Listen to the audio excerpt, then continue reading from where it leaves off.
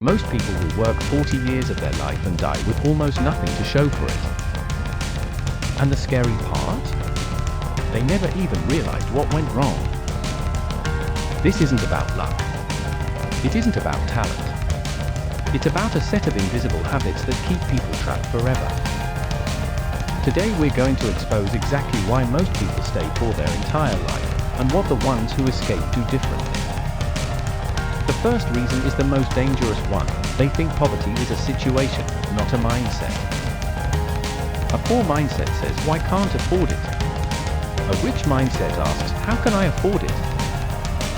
One sentence closes doors. The other forces your brain to find solutions. Robert Kiyosaki said this in Rich Dad, Poor Dad, and it's one of the most overlooked lines in the entire book. Poor people see money as something you earn and spend. Wealthy people see money as something you put to work.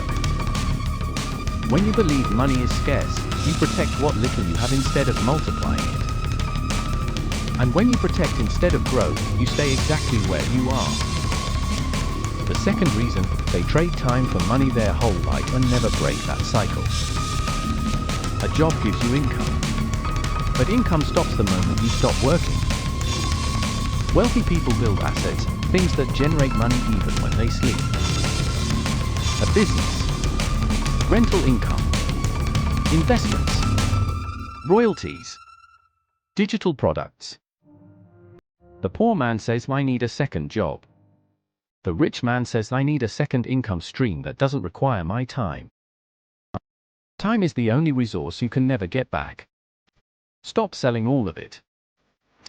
The third reason is called lifestyle inflation, and it destroys more futures than any recession ever has. Every time income goes up, spending goes up to match it. New car. Bigger apartment. Better phone. Fancier clothes. People feel richer, but their bank balance stays exactly the same. The middle class earns more and spends more. The wealthy earn more and invest the difference. That gap, between what you earn and what you spend, is called your wealth gap. Most people have a wealth gap of 0. Every rupee in goes straight back out. You cannot build wealth with a 0 gap. It is mathematically impossible. The fourth reason, nobody teaches you about money in school. You learn history. You learn calculus. You learn the mitochondria is the powerhouse of the cell. But nobody teaches you how compound interest works. Nobody explains what an index fund is. Nobody tells you that a credit card with 36% annual interest is a legal trap designed to keep you broke. Financial illiteracy is not a personal failure. The system just never taught you. But here's the hard truth, ignorance has consequences regardless of whose fault it is.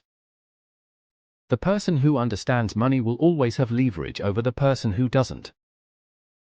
The fifth reason, the addiction to instant gratification. We live in a world engineered to make you spend right now. One-click purchasing. EMI with 0 down payment. Buy now, pay later. Every app, every ad, every notification is designed to bypass your rational brain and hit your impulse center. Wealthy people delay gratification.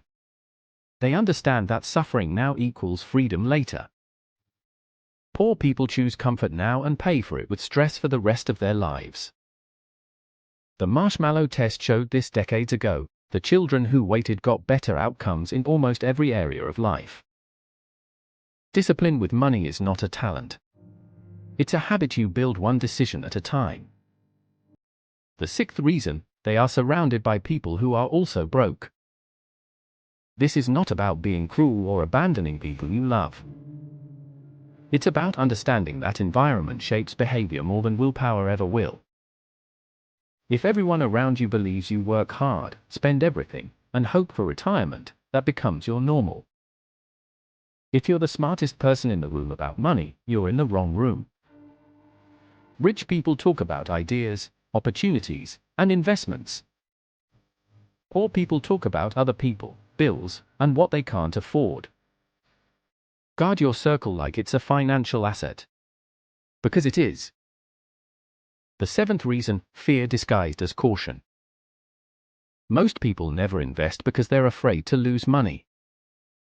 So instead they keep their money in a savings account earning 3% while inflation eats 6%.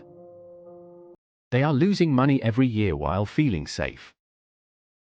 Fear of loss is stronger than desire for gain, that's basic psychology.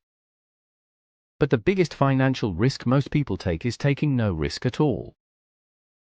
Sitting still in a world that's moving forward is not safety.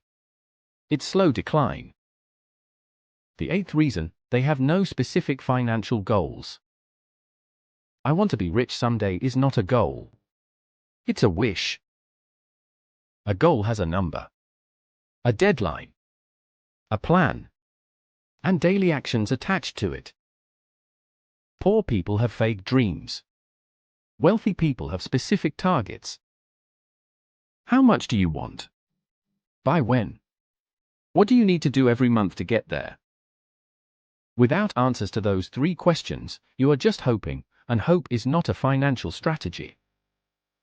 The ninth reason, relying on a single income source. One job. One salary. One stream. If that one thing disappears, and in today's world it can disappear overnight, everything collapses. The average millionaire has 7 streams of income. Not because they were born lucky, because they built them one at a time. Start with one side income. Freelancing. Selling something. Investing even small amounts.